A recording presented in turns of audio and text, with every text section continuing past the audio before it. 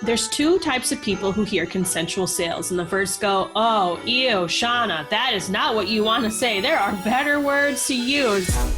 And the second type hear consensual sales and say, you know what? You're right. I don't want to talk my way into the sale. I don't want to memorize a script. You just want to work with clients who are excited to work with you. Now that's consensual sales. What's up? What's happening? It's me, Shawna. I never know how to start these things. I never know if I should be saying like, hey, what's up? How you doing? What's going on? Like, I never know which version to say, but all three of those are things that I actually do say. So I try really hard to just speak like you are here with me and we're just talking. So today we are talking about how to do the small talk before the sales talk. Now, you tell me, oh my gosh, that the last thing that you want to do is to trick somebody into buying, and it feels incredibly awkward to just initiate small talk with people because then you gotta somehow like interject your sales talk or like give them a pitch, or like they're gonna feel tricked or dubbed into just the only reason that you're talking to them is because you're going to sell them. We are gonna talk about that. But before we do, let us just give a wonderful shout out to, I don't know if you call them my fans or my friends or my friends. You call them my friends.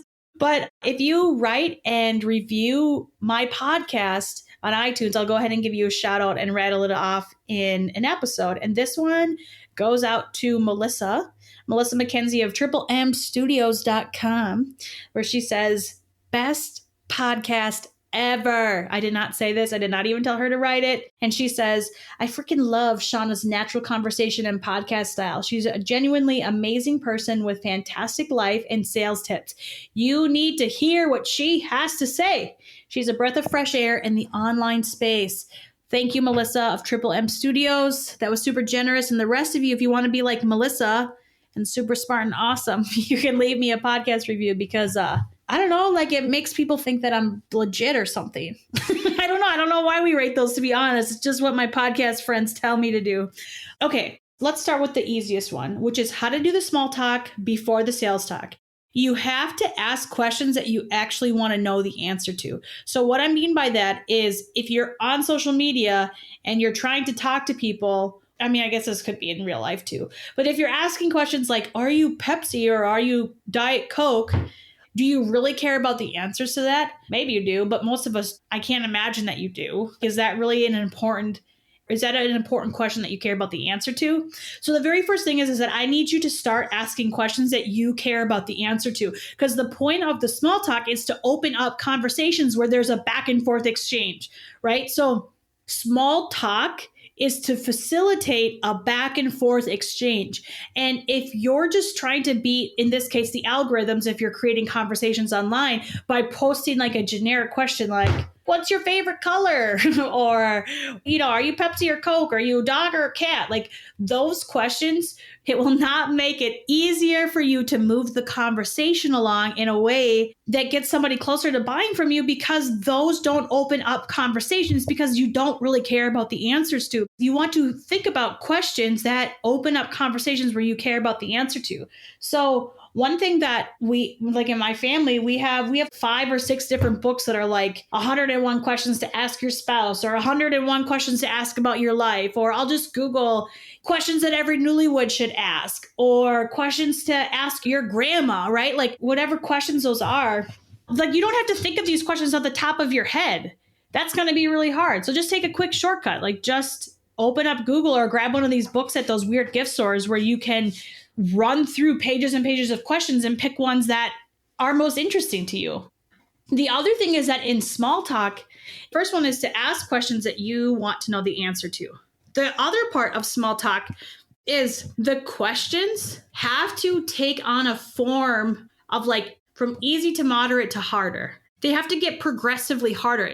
But imagine that I barely met this person and they say something along the lines of, tell us about the last time your husband made you cry. Or tell me about the last time that you were in a really stressful fight with your spouse, right? I'd be like, what? Who are you? Why are you asking me this? So sometimes the questions that you're asking people, they can't be too deep too quickly, okay? You have to have some level of tact and they have to have a natural progression from easier to moderate to harder, right? And for lots of reasons, but also because thinking is really, really hard. Thinking takes a lot of work. And if the questions are too deep too soon, they're just going to check out. And again, the point of the small talk is to keep conversations open and going. If it doesn't hit those two sort of qualifiers, then you're never going to be able to move from small talk to sales talk. So how do you do the small talk before the sales talk? The second one is you need to be interesting. And this kind of hit me on the head when I don't know if you guys know, I'm going to say her name wrong, but she's Stephanie like Shruma. She basically runs, it's called Good Love Company, and she's like a relationship coach. And she's really, really awesome. Actually, if you want a good person to follow with really amazing content, I would absolutely follow her. Again, it's Stephanie Shruma with a CH at the Good Love Company. And she was talking about, in this case, about how I don't want to hurt anybody's feelings. I don't want to hurt people's feelings. But she was saying something along the lines of like, maybe you're dating all these idiots because you're not really that interesting, right? And I think that that's true in small talk, is you need to have like a breadth of knowledge across different industries. So this is where it's important to go wide rather than deep. So can you speak? I mean, I think that we say that surface level-y stuff is not that important, but I think that this is a time when it is. Can you speak across multiple platforms or topics or industries and be able to kind of like hold your own? So I kind of like to think about it like current events. Can you stay up to date with, I don't know, politics, pop culture, sports? What is another good one? Books. Oh, this is another one. This is one that helps me. Is I don't know anything about politics. I know a little bit. I know hardly any. I don't know anything about sports. I know quite a bit about pop culture and like celebrity stuff, which is kind of dumb. I don't know. Like it's not that. It's not dumb. I'm sorry if you are a celebrity expert, but it's not that. It's not the most valuable. Okay, sorry. Where am I going with this? Oh, yes. Reading. So like I like to read a lot. And so this actually is a way for me to be interesting and speak to different perspectives and different things, right? So this is one thing that you're going to want to think about in your own experiences. Are you interesting? Are you trying new things? Are you learning things across different topics? But it's just like the kid who only talks about comics, or the kid who only knows about, I don't know, like Magic the Gathering. Like they're like a one obsessive whistle. And if you want to be able to create small talk, you're going to have to be interesting. You're going to have to know things and speak across different, I keep saying industry, but that's not the right. Maybe I'm trying to say subcultures. Is that sort of the thing that I'm going for? This brings me to the third point. Okay, so we have ask questions you want to know the answer to. 1.5 was the progression of questions. 2 is being interesting, and it's like having a breadth of knowledge across different topics. And then the third one is if you want to do small talk before the sales talk, you have to suspend your judgment of people. Your job when you're creating a small talk is to keep the conversation open and going. And what happens is if the other person feels your judgment or senses like your resistance to what they're saying, the conversation is over. Or they're just going to dig their heels into their point and not be receptive to what you're saying. And so what I need you to do is you need to keep the small talk going and you need to keep it open. And so that requires you to suspend your judgment so the person keeps talking. I can't imagine that this is anything new that you've heard before, but it's looking at the person while they're talking. It's giving those active signal, like those active listening cues, like, yeah, tell me more. Like, I'd love to know that. Leaning in, right? The suspending your judgment kind of goes hand in hand with being interesting and learning new things, because for you to suspend your judgment, you have to consider other possibilities. And it's going to be really hard to consider other possibilities if you're not simultaneously learning new things and new ways of thinking and finding new interesting avenues in your life. This actually goes, I just realized this, but they really do go hand in hand, that your ability to suspend your judgment is almost correlated to your ability to be more interesting because you're open to like new ideas. Does that make sense?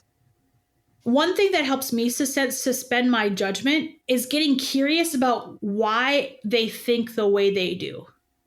What makes them believe that thing? I have a family social science degree, so I've just always been fascinated with families and like family dynamics.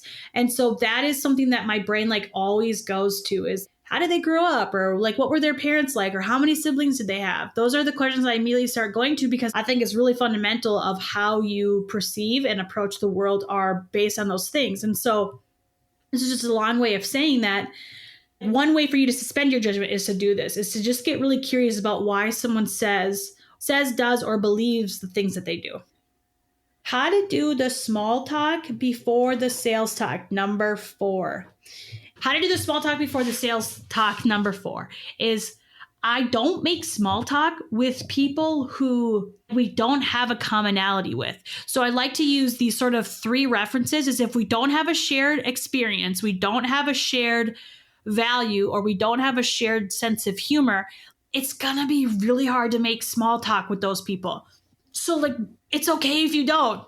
So one way that I tried to identify these things is a quick little acronym that I discovered when we used to go. I don't really think we went on car trips, but my dad always put me and my sister in the car and we just like drove around to kill time. And he'd always say, we're like, where are we going, Dad? And he'd be like, we're going crazy. And he'd just drive us around town to kill time. And I remember one of these trips or something, I would stopped and at a gas station and I picked up a magazine, and in the magazine was like, I had to be like 10 or 9 or something ridiculous. And in the magazine, it was like how to talk to a boy, right? Like sort of the same thing and like making small talk, but with your crush. And they had this acronym that really stuck out to me. And I've just remembered forever what this acronym was. And it's called FAMS. And the F stands for friends and family. So when you're meeting somebody, you can speak on the F, which is friends and family. You can speak to the A, which is activities. M is music and movies. And S is school, right? So these are all sort of ways that you can help identify that shared experience, those shared values, or their shared sense of humor. So really take some of these ideas and just play with them. Like just use it to drum up different conversations, right?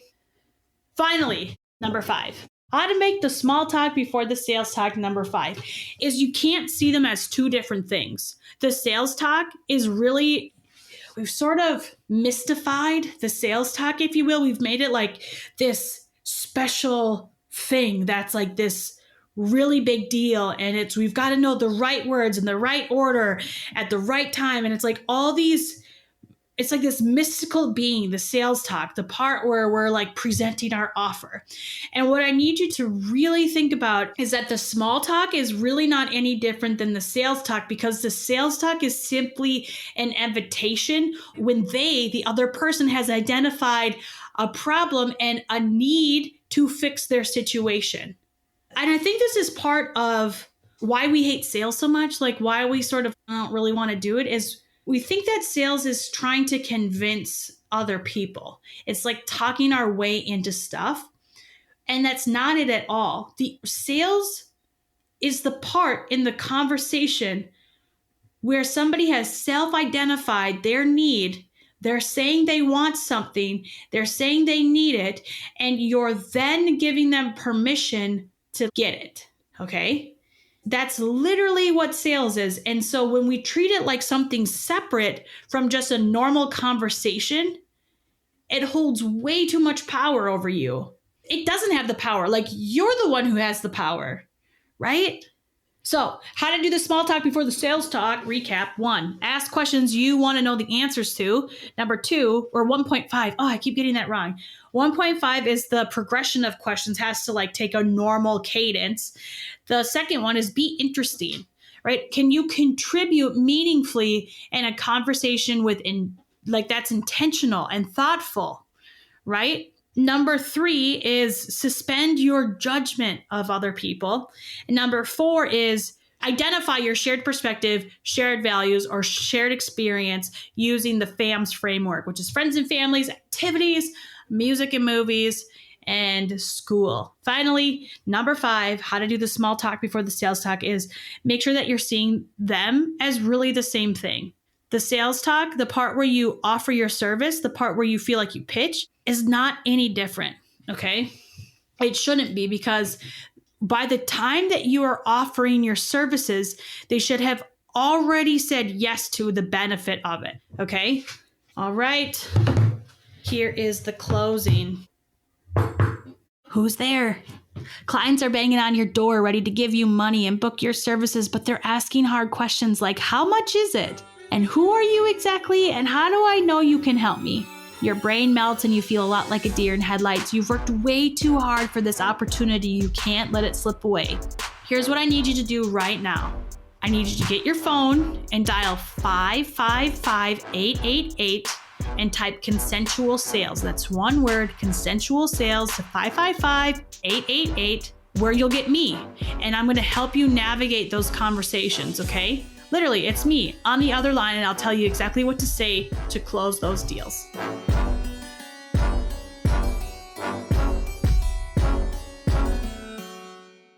This is thepodcastfactory.com.